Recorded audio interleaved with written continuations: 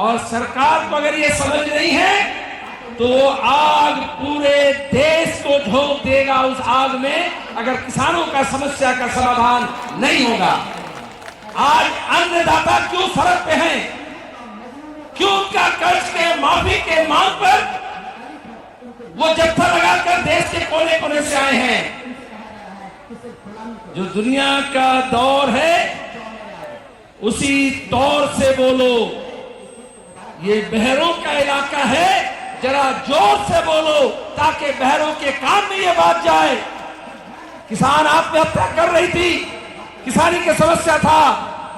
आज ये सरकार, हमने मध्य प्रदेश में देखा, दूसरे क्षेत्र में देखा, आत्महत्या को तो रोक नहीं पाए, अब वो किसानों के हत्या में लगे हुए हैं। सरकार तुम शर्त करो तो बैंक के खाते में जो किसानों का कर्ज पड़ा हुआ है उसे तुम क्यों नहीं माफ कर सकते? टेलीविजन चैनल में कुछ दिग्गज आकर बैठ जाते हैं और कहते हैं देश का अर्थनीति बहुत बिगड़ जाएगा, और किसान के बच्चे जो आत्महत्या किए, जो किसान उसके परिवार के सदस्य यहां मौजूद हैं, वो टेलीविजन चैनल वालों से ये कहेंगे जरा इनका भी तो चेहरा दिखाओ।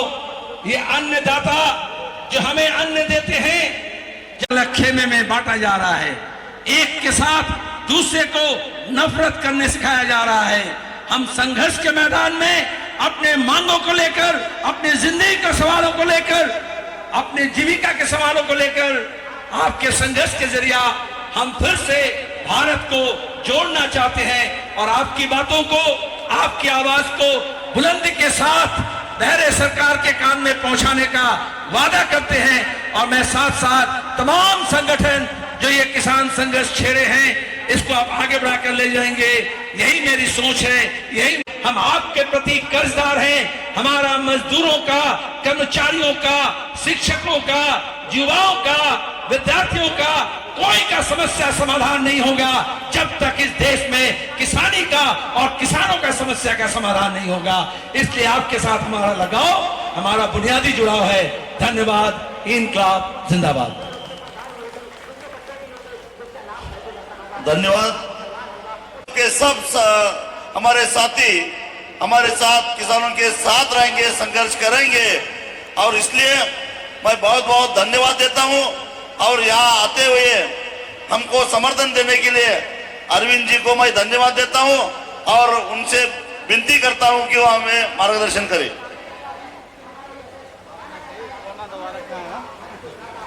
किसान मुक्ति संग्राम और किसान मुक्ति संसद आज इस मंच पर मेरे साथी सहयोगी, हमारे महाराष्ट्र के किसानों के नेता आदरणीय सांसद राजू शेट्टी जी अभी अभी आपके सामने मार्गदर्शन कर, जो किसान का भी हड़ताल करता है।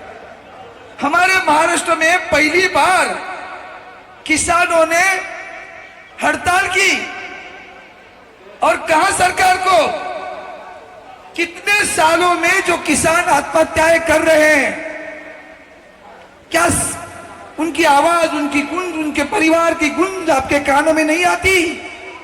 उनका दुख आप नहीं जानते? हाल ही में हमने महाराष्ट्र में एक आंदोलन किया, राजू शेट्टी साहब ने भी आंदोलन किया।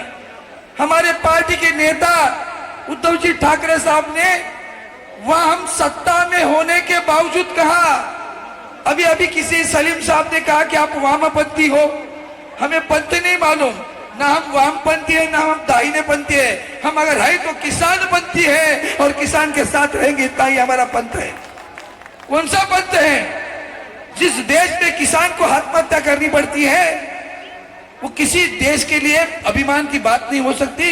हालांकि वो लांछनास्पद बात है, वो अपने ऊपर दाग है कि जो किसान जिंदगी भर कष्ट उठाकर हमें अनाज खिलाता है उसे इस देश में जान देनी पड़ती है। आप अगर देखते होंगे, याद होता मुझे नहीं मालूम, यहाँ तो बहुत लोग मीडिया देखते होंगे। महाराष्ट्र के बच्चे यहाँ आए और ये कहने आया, हाल ही में हमारे यहाँ समृद्धि मार्ग निकाला। उद्धव साहब ठाकरे जी ने कहा एक कमीशन की बात की थी, उस कमीशन को मान लेंगे। सारी चीजें भूल गए हम सब जो काम कर रहे, मैं आदरणीय प्रधानमंत्री मोदी जी को कहता हूँ आपके माध्यम से, किसान सांसद के माध्यम से भी यहाँ से जिन्होंने इनको अदानी अंबानी आपको नहीं सवारेंगे तो मेरा किसान ही सवारेगा आपको। आप अच्छे काम कर रहे हो, अच्छे दिन की बात कर रहे हो, हम भी चाहते हैं अच्छे दिन हमारे नसीब में आए, अच्छे दिन के लिए अच्छे निर्णय भी हमारे नसीब में आए। आज किसान कर्ज से ऋण से इतना परेशान है कि पूछो मत। हम ऋण मुक्ति के लिए सांसद ने आंदोलन किया, शिवसेना सत्ता पक्ष में रहकर के आंदोलन में शरीक हुआ, और आज भी कहता हूँ राज्य साहब ने एक प्रस्ताव दिया है, हम आपको जवाब देते हैं उस प्रस्ताव पर किसानों के साथ में पहुंचे हैं। सांसदों से अपील की थी कि वो आए और इन्हें सिद्धांत सभी सम्मानित किसान नेता बहन मेधा जी, भाई योगेंद्र यादव, हिस्सों से आए किसान भाइयों और बहनों, राज्यसभा में आज सवेरे 11 बजे कार्रवाई शुरू होने से पहले 10:30 बजे सभापति ने सब पार्टियों के विपक्षी लोगों ने उस पर प्रस्ताव किया था कि सदन की कार्रवाई रोक करके सबसे पहले इस पर विचार हो। सभापति जी ने, उप सभापति जी ने ये निर्णय दिया कि ठीक है, इस पर तफसील से विचार होगा। आज मुख्तसर में थोड़ा थोड़ा इन सब सवालों का पर विपक्षी दलों के नेता बोल दें।